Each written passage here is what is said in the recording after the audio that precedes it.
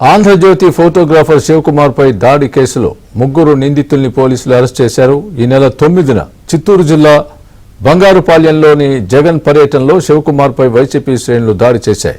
ఈ కేసులో వైసీపీ శ్రేణులు చక్రవర్తి, వినోద్ కుమార్, మోహన్ ను పోలీసులు అరెస్ట్ చేశారు. అనంతరం ముగ్గురు నిందితుల్ని రిమాండ్కు తరలించారు.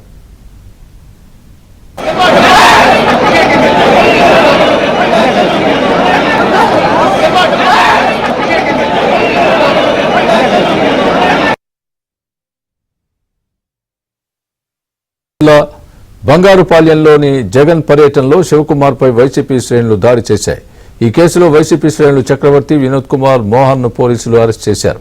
అనంతరం ముగ్గురు నిందితుల్ని రిమాండ్కు తరలించారు.